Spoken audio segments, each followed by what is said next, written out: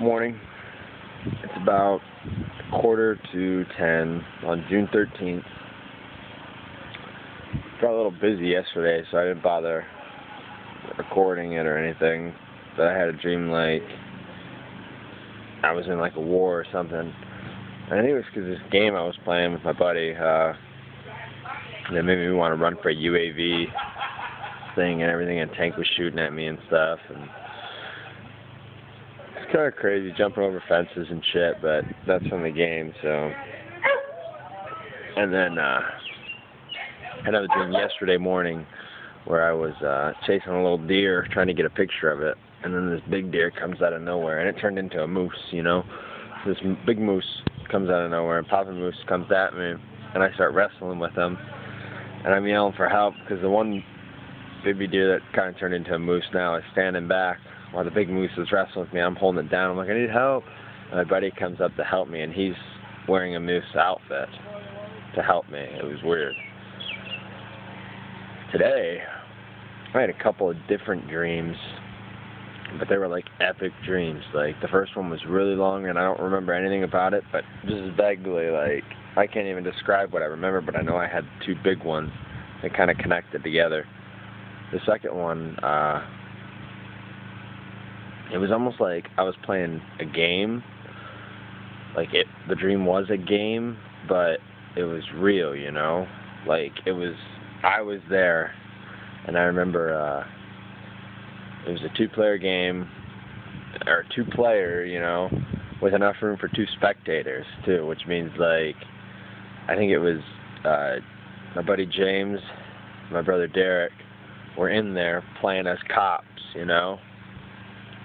And then me and this little kid, I think he was my little brother, we were spectators, which means we were running around just following them, helping them out and stuff, and that's what we were doing. They were cops or whatever.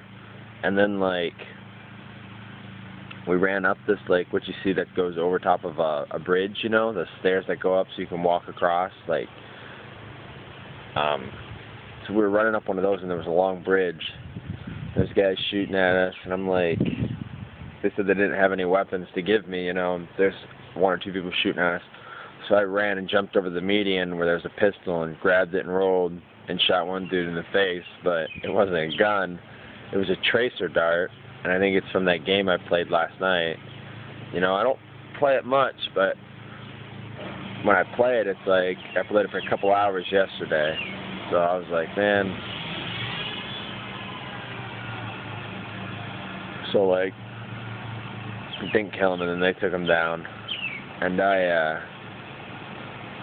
so I had a gun, and I remember going, and then it was just me and James, and we were both police officers. But it was like back in the day, kind of like, and we were in a school trying to find a guy who bombed something or was going to bomb something, and there was, in the gymnasium, there was like a cult that lived there. And I remember talking to the head guy. I was like, all right, don't do anything. I got to talk to you.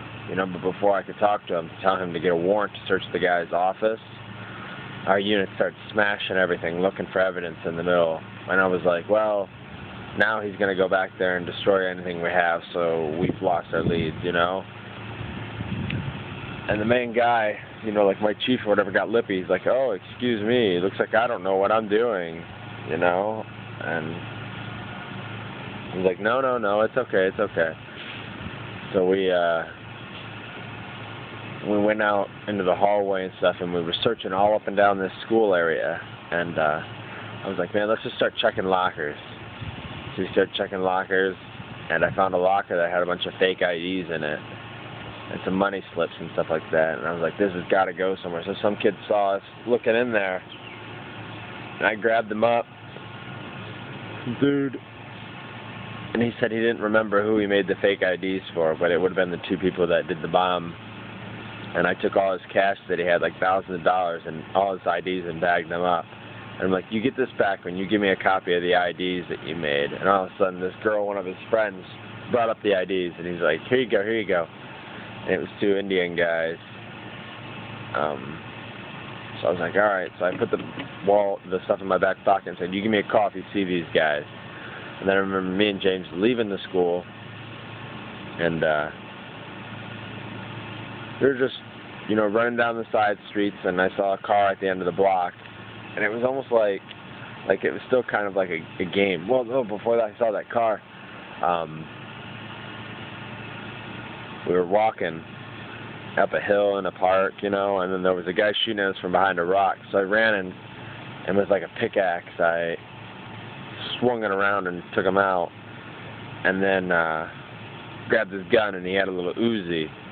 And like, this is where it was weird. It was like the gun was really small in my hand, and I didn't know how to equip it. Like, it's weird. I know you could store the gun somewhere, but I don't know. And I was like, "Here, James, you want this Uzi, man? I'll just take the pistol." And then I gave it to him, and I was like, "I'll take your pistol and dual wield it, you know? Take two, you know, use two little revolver pistols." It was like old days, kind of. And he's like, "Okay." I was like, "Well, wait, you better hold on to it in case you run out of ammo for that Uzi." So he took it, and then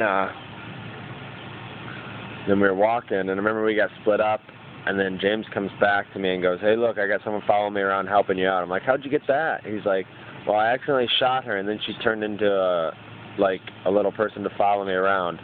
And she has a Thompson." And I'm like, "You could take that Thompson from her."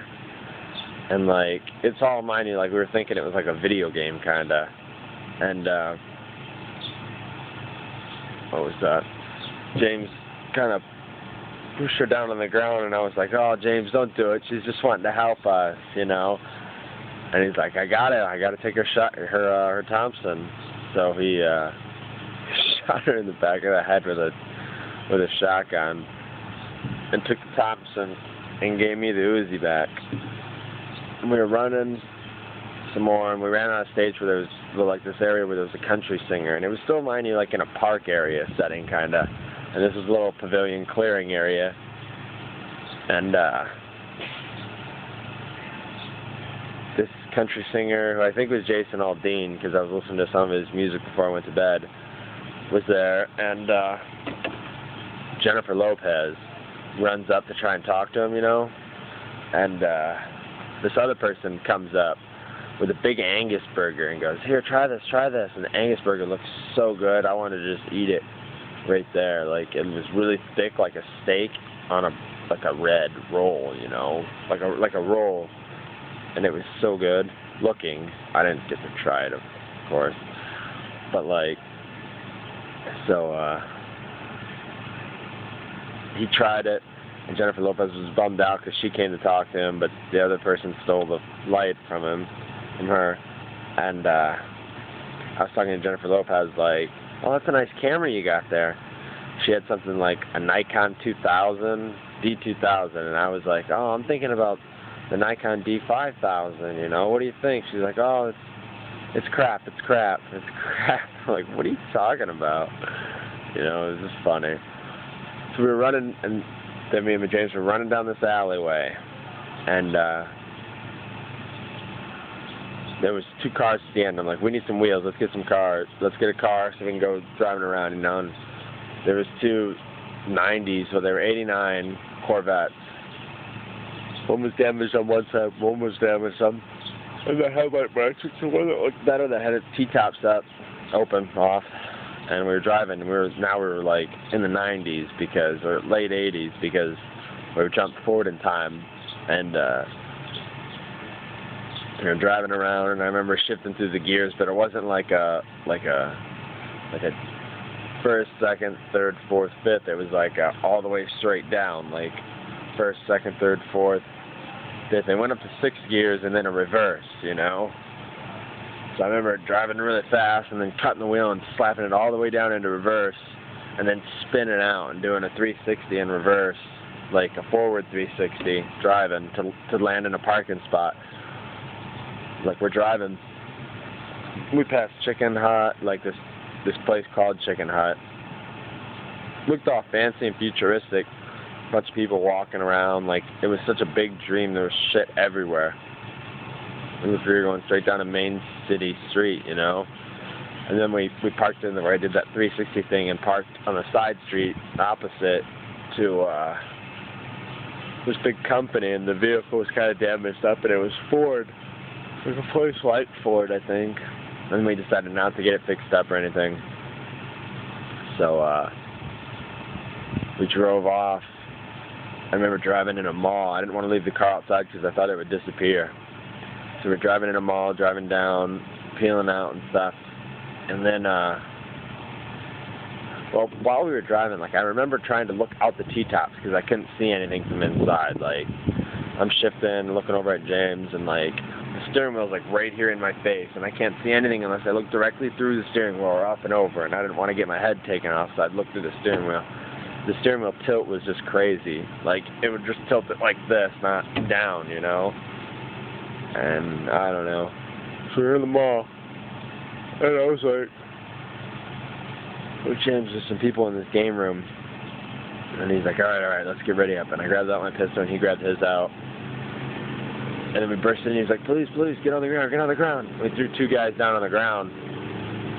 I was like, James, give me your handcuffs. He's like, you're not just going to flashbang him and we can leave? And I'm like, no. So I remember taking a grenade out of one guy's hand and handing it back to James. And I'm like, you need to put the pin in this. There's no pin. And so I took James's pair of handcuffs that he had and handcuffed it to one guy's wrist, and then hooked my handcuff to the one guy's wrist, and then handcuffed the 2 handcuffs in the middle, and realized I did it wrong and had to redo it. And then I woke up.